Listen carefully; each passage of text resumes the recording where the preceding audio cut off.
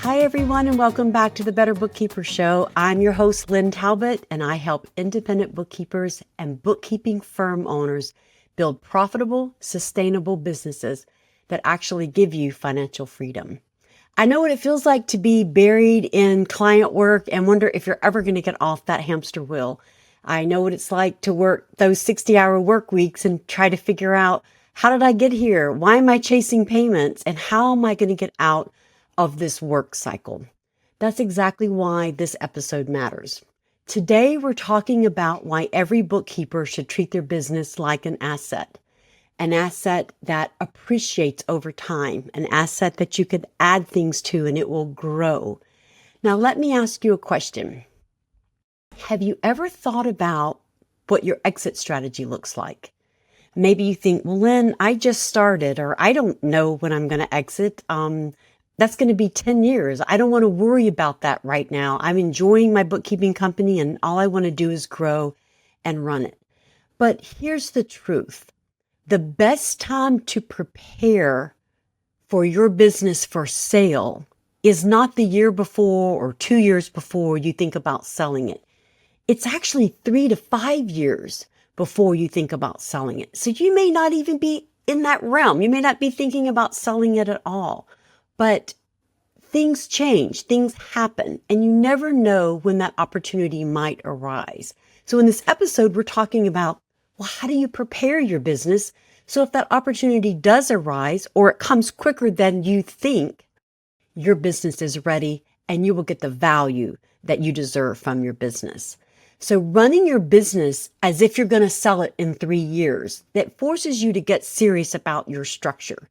You can tighten up your processes. You start building systems that can be repeated and systems that will help you not tolerate messy books or late client fees or sloppy client onboarding, things that you've just been doing on your own and maybe haven't set up formal processes yet.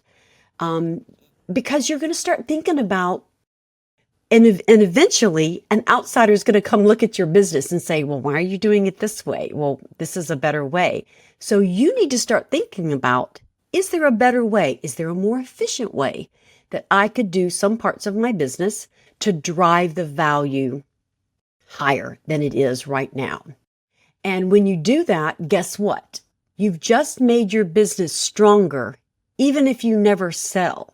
Because a business that is ready to sell, it runs better. It runs easier. It runs better without you too.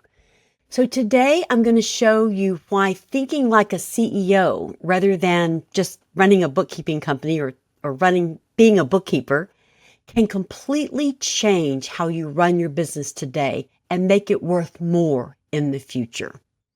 Okay, so let's talk about why think about selling now, even if you're not thinking about selling, right? Why should I think about that? So I wished I had learned this tip earlier in my career.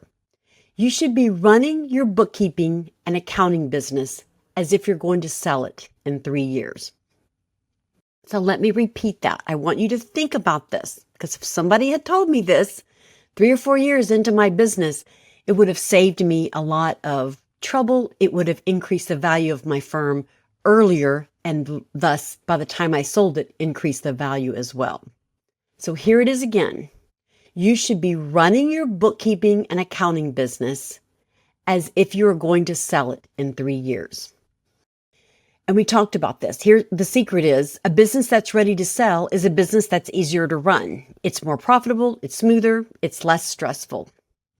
So here's the thing. Most business owners don't wake up and say, oh, I want to sell my business one day, or suddenly decide to sell their business.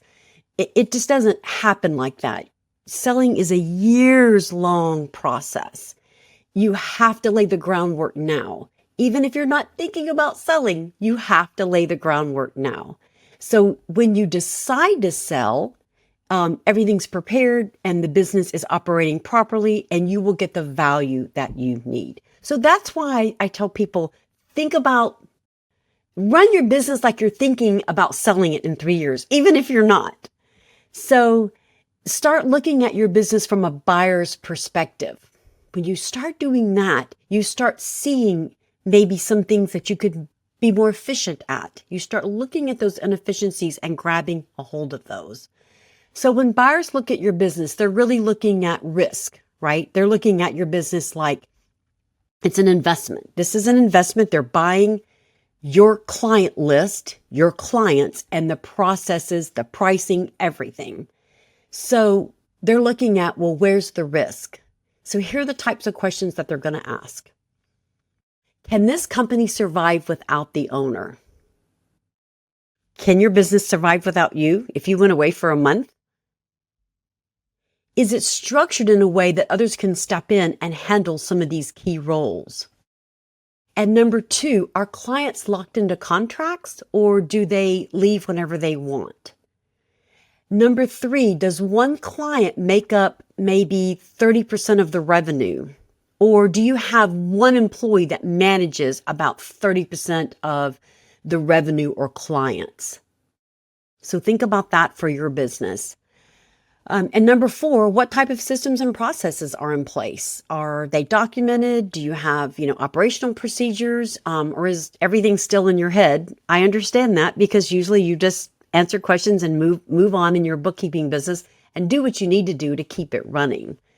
But did you invest in your leadership team so that you can move the information and the things off of you? You can offload all of that onto your employees. If you've not invested in some leadership training for your upper level employees, your advanced bookkeepers, maybe your operations manager, it's going to show that you can't step away from your business and your employees can't handle when things, when the hard decisions come, right? So the more you've thought about these questions, the less risky they see. And then the more valuable your firm becomes. So when I sold my bookkeeping firm, one of the first things that the potential buyers wanted to see, they wanted 3 years of financials. That's reasonable, right? Not just current year, but they want 3 past years. And what are they looking for? Well, they're looking for trends, just like you would look for trends if you were going to buy a business. Because past behavior often predicts future behavior. That's what they're thinking of. So most buyers just want consistency, right? They're not just buying your numbers today. They're buying your numbers for the future, for the trends, for the consistency, for what you're going to provide them over time, over the next 5 to 10 years, because they're looking at your business as an investment for 5 or 10 years. So the question isn't, am I selling soon or when am I selling? The question is, am I building a business that someone would want to buy if the right opportunity came along? And if the answer is yes, you're also building a business that you'll enjoy running every day. So think of it as a well-prepared exit, that this exit is your safety net, right? Okay, so we talked about the value drivers. Today, I'm going to talk about 2 value drivers that I've identified that drive the value of your business up. I've identified 8 of these value drivers that determine what your firm could be worth one day. And these drivers are things that add value. So I'm not going to give them all away today. We're going to talk about 2 of them today. But if you want the full written copy, this is available for download in our Bookkeepers Training Circle. You'll have to join the training circle to get the downloaded full version of this. But the first 30 days are free, so you have nothing to lose. Just join, download what you need, and then stick around and see how we support each other through growing our bookkeeping businesses. The link to our website, you can find it in our bio. All right, so driver 1, fairly obvious, financial performance. The buyer is going to say, show me the money, right? Buyers want to see clean books. They want consistent profitability. If you can't hand over 3 years of credible financials tomorrow, well, that's where you start. Today, I want you to go and pull a report for the last 3 years by year, and then you're going to review it. I want you to calculate your gross margins and your net margins for each year. And then I want you to analyze your past 3 years so that you can see trends just the way a buyer would. It's probably something similar than what you do for a lot of your clients. If they're asking, how's my business doing? You would run a report for the last 3 years and talk to them about the different trends and the things that you see. So that's what you need to do. So what do you notice when you go and do that? Do you see operational efficiency? Here's a few things that you should be aiming for. You aim for a gross margin of about 40% and net margins of about 25%. Now that might seem high, but if you're fully remote, that's easily achievable. Your overhead is greatly reduced there. You can also consider adding advisory services. That's really hot right now. And that is really a big win for you. It will bring your margins up and it adds value to your company. Not only because you have an additional service, but that service is generally at a higher price and you'll have greater margins there. So you can also just use benchmarks like utilization rates. Think about your average time per customer, your average per hour, and recurring revenue and things like that. Now, I track my time. I always track time. I'm a big metrics person. Especially when you don't have anybody mentoring you on how to run a business, you're going to be like, well, how much am I making per client? I know what I'm making on the bottom line, but the buyer is going to want to know, well, what is your rate of return on your top 10 to 20 clients? So you do need to have that information available. So I like to track time because I track it in QuickBooks Time. And then we just say, this is the amount of time somebody's done for the past year. Say they've worked 100 hours. And then I go to QuickBooks and I say, this is the amount of money that they have sent me for the year. And if you want to be very specific, you'll take out the merchant account fees from that. And you simply divide it and you get your hourly rate, your basic hourly rate, or your rate of return. You'll get that. And that will be your gross margin. And then you just decide, is that the rate of return that you need? You should already have a benchmark for what your hourly rate of return is. So those are things that you can begin to look for. You don't have to have $1 million firm. You just need a consistent bottom line value. The buyer's looking for value. They don't want to buy a firm that's made up of all your friends who you gave discounts to, right? They want your top clients to really have good margins and that's a good value for them. So when I started looking at my business from a buyer's perspective, I immediately started tightening up my profits. I was able to bring 30% to the bottom line. I probably had around 10 to 12 employees at the time. And then once I tried to go beyond 12 full-time employees, it does become harder to maintain that 30% bottom line because you need operations manager, generally a little bit more work in the admin area. And you find you need to implement additional applications like Practice Ignition or something like that. And your overhead just begins to creep up after about 10 to 12 full-time employees. And so also you may find that you need an office space to do that as well. So, 30% margin is great and you should aim for that. At the net margins at the bottom, you should aim for that, but it doesn't mean that you can get that right away.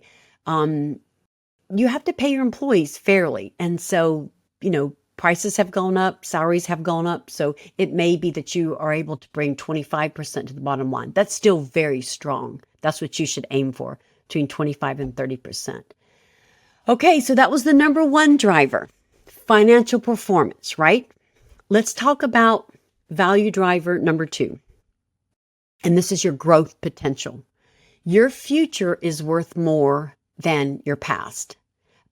And we talked about this. Buyers don't care just about what you've done. They care about what's possible for the future. What are your books saying that will predict success and value for them in the future, right?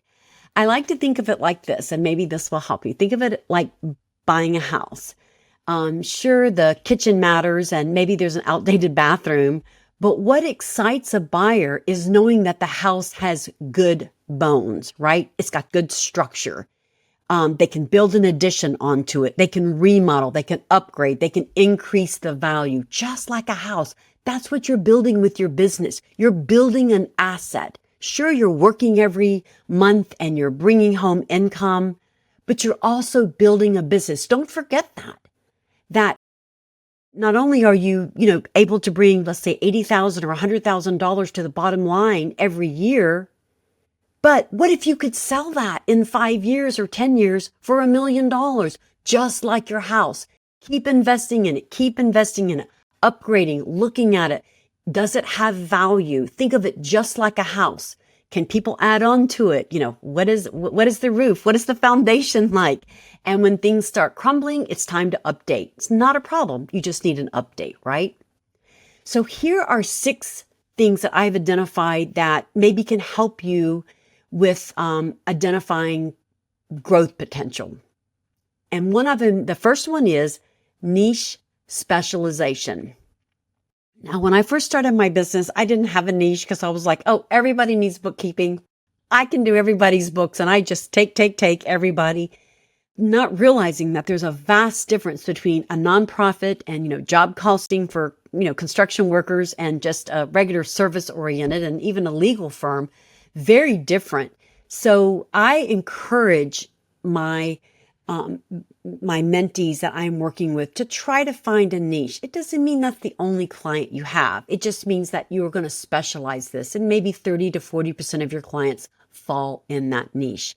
Buyers like that niche because your employees are already on board with it. They already know how to do it. You're already kind of known for being good in this certain area. So if you've carved out expertise in a niche, then buyers see that as room to grow. They like that segment. Maybe they don't have that segment, and that's something that they're interested in bringing to their company. They know they can market it more effectively because your company already speaks the language and you already know it. So number 2, look at recurring and scalable revenue. And you think, well, what would the recurring revenue be? And I like the subscription models where you have everybody on a monthly contract, and that is just recurring every month. And even better, if you have a clause in your contract that says, this contract automatically renews, and maybe it even has a inflation rider on it, 3% or something like that. That's even better because then the company buys it. They don't really have to change it or go in and see, do I need to, upgrade this client? Do I need to, increase their prices? The prices are sort of increasing as the cost of living increases. So those subscription models are great. Those retainer agreements, anything that gives you that predictable cash flow. And even having a lot of clients on your QuickBooks wholesale. I don't have a lot of clients on wholesale, but if you have 50 clients on wholesale, you're making a little bit of recurring revenue there. So buyers love predictability. It lowers their risk and boosts the valuation. So, let's be honest, who doesn't like predictable cash flow, right? So if you have your clients on monthly contracts and they are paying this recurring revenue every month and it's consistent, buyers like that. It adds value to your firm. Number 3, documented expansion plans. So do you have some service lines, maybe like untapped service lines, like maybe payroll? We talked a little bit about offering some CFO services. Do you do training, consulting, cleanup? Are there things that you can do that you're already growing at, or the buyer can look at and say, I can add these on to here. Maybe you've already started it. So think about some expansion plans that either you have going on now or that you've documented that you're going to do in the future. Be thinking about it. How can you grow? Even a simple roadmap just written down that says, hey, this company has room to grow. I've added 3 new service items in the last 2 or 3 years. That tells the buyer that you're the kind of person that can grow, you can stay up with the times, and that you're a modern firm. So they want you to have plans and they want you to stay like on the modern side. So number 4, technology, which sometimes equals efficiency. So if you've probably already invested in automation and some automated workflows and some streamlined processes, buyers know that you could handle more volume, right? Because when those workflows and processes are in place and you have SOPs, when you do more onboarding, it just goes a lot more smoother. So what if the buyer uses like Practice Ignition or Keeper? That is a good sign for them because they're like, wow, I use Practice, and you use that. And so it makes the integration a whole lot easier because they can simply move over to Practice Ignition very easily. So the translation of, just using technology and efficiency, that translate into better value. It's higher margins. And I think it's better onboarding. I think when you have these, workflows in place and you're using them consistently, I think that your onboarding is more efficient and faster and just a better process. All right, moving on to number 5. We talk about referral pipelines and partnerships. So in order to grow your business, you've already laid the foundation, right? You're out there every day working. The longer you work, the more clients you have, probably the more referrals you're getting, right? Because I know in my business, once I got up to 40 or 50 clients, I didn't have to advertise. They were singing my praises and telling everybody they knew that I could help them with their books or their bookkeeping, do their training. I also worked with partnerships with local CPA firms who love to be able to pick up the phone and say, I'm sending you a client. Their books are a hot mess. I can't do their taxes until you look at that. So you're doing that now. If you're not, you need to be doing it. But building those partnerships now help you when you're ready to sell. That adds value. Because when you sell the business, more than likely the new buyer is going to say, or they're going to want you to stay on for a certain period of time and continue to refer business. Because when you sell your business, people don't stop calling you. I've sold my business now for 3 years. I get calls at least 3 times a week. I know you sold your business, Lynn, but I have this client, I have this friend, I have this thing. My sister needs this. And so I will refer them out to people that I know, or refer them back to the business that I sold to. And of course, you'll get a little referral fee for that. That's something you can build into your model. So these referral sources are not going to stop. But right now you need to be building them. So be thinking about those partnerships and adding CPA firms as fast as you can until you want to sell your business. You should know every CPA firm in town.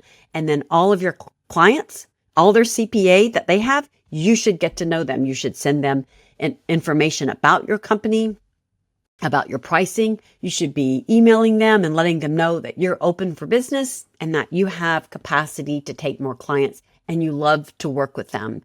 And you're going to refer clients to them too, right? So buyers see this as future clients that are just waiting in line. If you're a business that has a really good referral pipeline and partnerships, that's not going to stop. And they see that as value. You will get a lot more money for your company if you have developed those referrals and partnerships. So if that's something that is hard for you, you're like, oh, I don't want to get out there, Lynn. I don't know. You can do that. You need to establish those partnerships and referrals because that will get your business more money. And then you can continue to refer to the new company that has bought you. And you will get referrals. You could get lifetime referrals. Who knows? So number 6, moving on to number 6. So market trends. Is your industry growing overall? Think about remote work, outsourced bookkeeping, fractional CFO services. We talked about how those are areas where you can expand your services, but think about what the market trends are and make sure that you are in those market trends, that you're on top of it, that you know what's going on. QuickBooks Online is always changing. They've got this new, beautiful interface. Embrace it. And, utilize it. Use the My Accountant. Use the all those features that you have in there, the toolbox that the accountant area has. That will position your company to be better to serve the new company once you sell. So looking at the trends in the industry and making sure that you're staying on top of them. You're attending any type of, I like to go to the QuickBooks conferences, or at least attending them online, going to all of the QuickBooks in the Know seminars. Those are amazing.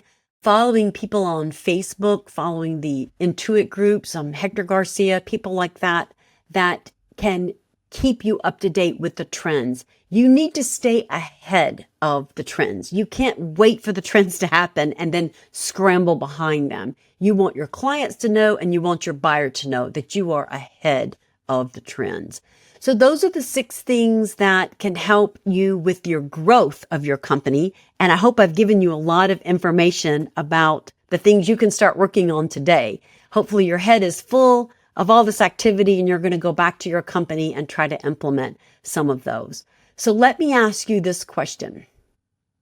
If a buyer walked into your business today, what would they love and what would make them hesitate?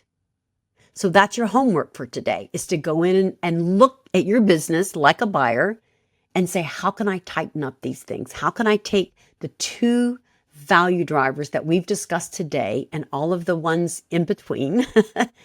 How can I take those and begin working on them? It may take you a year or 2 to get there. That's fine. That's why we say start working on it today. But also think about this. If your growth potential is so strong, you need to capitalize on it. If you're growing and doing well and you're like, I don't want to sell, then capitalize on it. Why would you want to exit? But you need to be able to look at your business that way and be able to answer that question. So why would you exit? So if a buyer came in and they said, hey, I want to buy your company, you have to think of a reason why you would want to exit. A compelling reason, right? Something to think about. Are you ready to retire? Or are you just tired of it all? You're just sick of the business and you want to get off the hamster wheel? They might not want to hear that answer, but take a moment to really think about it. And this reflection alone can help you see where you need to focus on your business. Okay. So now that we've scratched the surface with the first 2 value drivers, we're going to have a part 2 segment where we'll cover more. But your call to action today is, if you want the full workbook with the exercises, self-checklists, worksheets to help you get your firm in shape, and feedback from folks who've been there before you, you can download it for free inside our training circle. You can join us at coachingbookkeepers.com. And don't wait until you're ready to sell. We want you to start building your business today. So thanks for spending time with me today. Remember, you're not just building a bookkeeping or accounting business. You're building an asset that has value when you're finished with it. And the work you put in now, that foundation that you build, will give you that financial freedom later. Until next time, keep on remodeling your house and get it in order, get it where you want to be so that buyers will be interested.